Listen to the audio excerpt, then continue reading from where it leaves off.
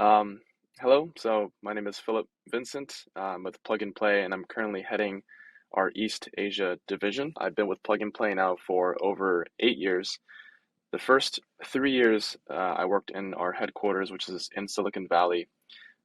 We do theme-based or vertical-based accelerator programs. So currently, we have around 18 themes that we work in. And at the time, I was in charge of our IoT program and then mobility program. Beyond the accelerator program, we support various global large corporations with their open innovation strategy, and then, of course, connecting them to startups around the world. And we also invest. We are a venture capital firm. We've invested in over 1,600 companies so far, with 30 unicorns coming out of our portfolio so far.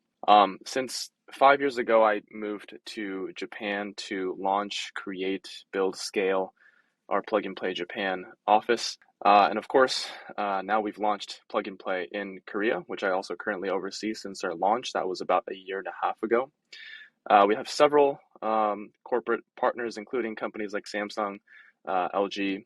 We're planning on running our first large-scale accelerator program next year, and we're at a time where we're hoping to scale the team, our partners, our engagements in the coming months, especially we work with government partners as well. So with Seoul Metropolitan Government, kind of the Ministry of Small and Medium-sized businesses, to run a program to support startups from Korea to go overseas. So very much our kind of mission and vision, if you will, is to really globalize the startup ecosystem. What we have seen in both Silicon Valley in Asia or globally, obviously, was very affected by the pandemic and COVID-19. So for a lot of countries that we are in, it somewhat accelerated a lot of the digital transformation that these regions were going through, and utilizing startups support to be able to do this quicker, faster, more efficient than companies have been doing before. Other trends that we've been looking into, so I mentioned we have 18 different sectors in Silicon Valley that we work in, including IoT or mobility or health or retail or fintech. We've recently launched a few sustainability focused programs that have been very trendy, not just in Silicon Valley, but around the world. We've recently partnered with a entity called Alliance to End Plastic Waste. So this is a group that's, of course, trying to overcome and find solutions to the challenge of plastic waste on a global scale. Have, I believe, over 60 now companies that are part of that alliance, and we work directly with them to source and accelerate startups that are working on this issue with the help of the alliance. Carbon neutrality is another huge issue. And of course, many countries now have specific milestones now that they have to fit in, they have to meet in terms of 2030, maybe 2050, to meet some of the requirements that the government had set in terms of carbon neutrality and in terms of energy efficiency and so on. So we've seen a lot of collaboration between large companies and startups within these areas, and specifically more in the energy and industrial sectors as well. Advice is maybe kind of do the homework. It's really hard to understand which market at which timing is the best fit. So of course, being able to understand, what the needs are in that specific market before you enter or commit to it is key. And that's also something we tell startups that are coming to Korea and Japan. Of course, these cultures and markets are quite unique as well. But it's being able to do the initial market research, being able to connect with the right early partners that have a large network within those ecosystems. And then once you get an idea of what the needs are, once there's some sort of a product market fit in that region, is to commit. And then, of course, joining accelerators or programs like Plug and Play is very helpful to do these initial market researches. So that's what I would also recommend too, is to try to find a couple programs that you can maybe enter. I'm not exactly sure. I can maybe start with Japan, because Japan actually is pretty infamous for not getting as many global investors to invest in the country as comparatively, like you said, maybe to Southeast Asia.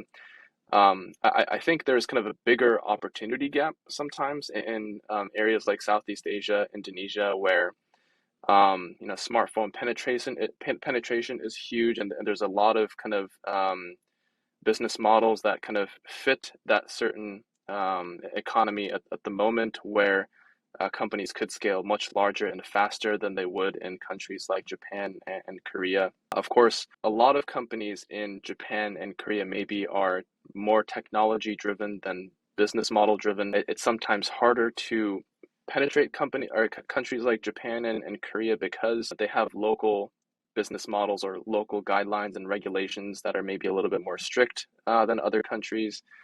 So I think that kind of hinders maybe a little bit global players trying to come in. Technology-driven companies are a little bit harder in some ways because not necessarily, or those companies haven't necessarily had the business background or the business mindset or the business model to be able to support sometimes the technology that comes with it. So in Japan, for example, we say there's a lot of CTOs, but not enough CEOs. Is that Japan and maybe Korea too, is a big research-oriented country and industry, but there's not enough maybe education to teach entrepreneurship or business models, have role models, things like that. So I think that's something that can improve in maybe some regions like Japan and maybe Korea. And once I think these regions have the ability to come up with new business models that could go global, I think it'll be more and more interesting for global investors to come into the country and be able to find these companies. Yeah, so maybe eventually we will. So in terms of Korea, we just launched our office. We just set up our operation. So the goal is to be able to, once we start the accelerator program, structure and start scaling the team, we want to be able to add kind of our investment business in Korea as well. In Japan, for example, we launched in 2017. We didn't make our first investment until over 2 years after we launched our office. So we want to be able to set up the program first, kind of set up the community, get the right partnerships, the relationships, create kind of a good community in terms of a brand and as an investor, be able to meet plenty of startups and then start making investments.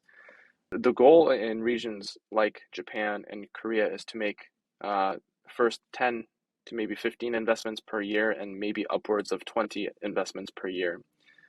So that's where we want to be. So hopefully that'll be soon.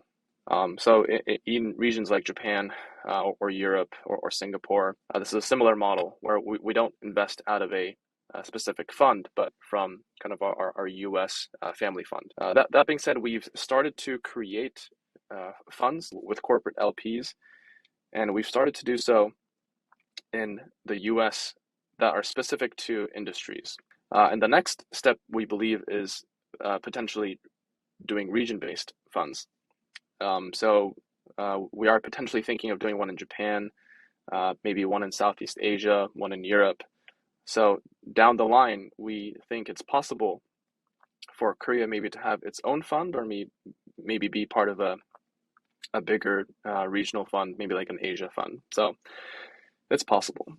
So I think maybe over the last 5 to 10 years, we've seen most companies, if not all companies, have some sort of a open innovation or startup strategy, and that obviously has evolved. I think that there was a huge kind of boom in terms of companies figuring out how they could utilize accelerators, incubators, venture capital firms, traveling to Silicon Valley, doing a ton of events.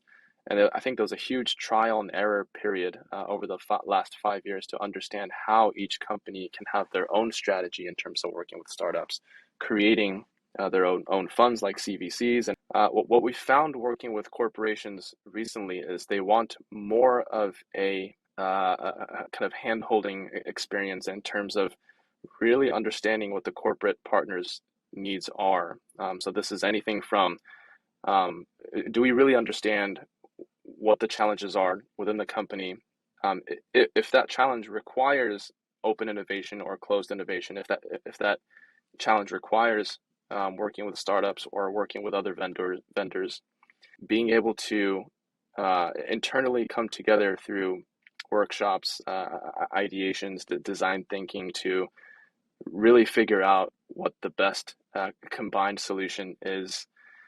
And then once that kind of phase is done, I think so. What I'm trying to say is that initial phase of really trying to understand the challenge, the need, is more important than ever. It's not just meeting 100 startups and seeing what's great and then seeing if that startup can fit with the business. It's really looking internally at your challenges, dissecting it, understanding it, come up with a handful of solutions, and then looking for startups.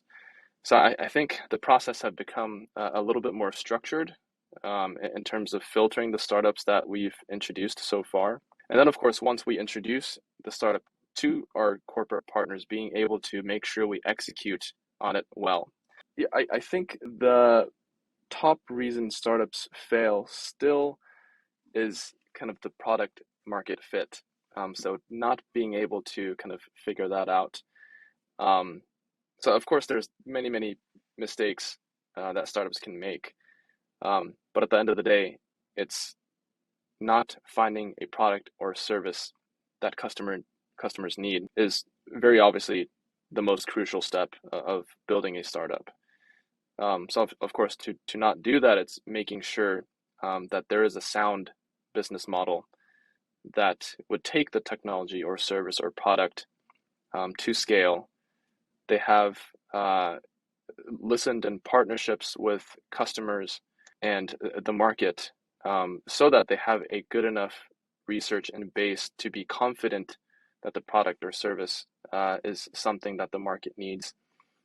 So these are things that startups need to figure out in very early stages before they kind of try to scale the business. And I think that's still, it has been maybe for a long time, still the hardest thing, and still maybe one of the most common reasons why startups are not able to scale.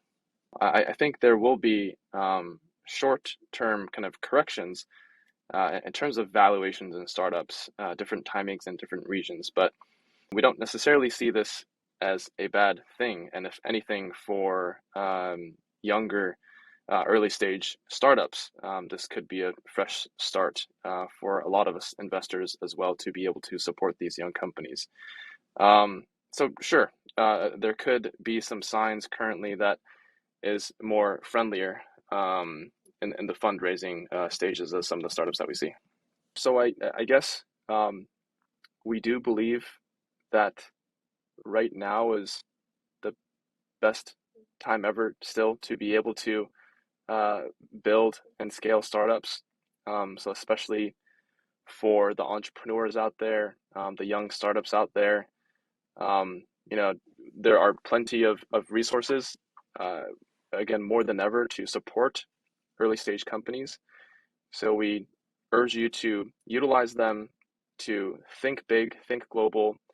And of course, in terms of plug and play, we're here in 45 different offices, 18 different industries to potentially be a support in whatever business that you're trying to do. So we're happy to support you, and of course, Korea, Japan, Silicon Valley, or anywhere around the world. So please reach out to us and hopefully see you on one of our programs.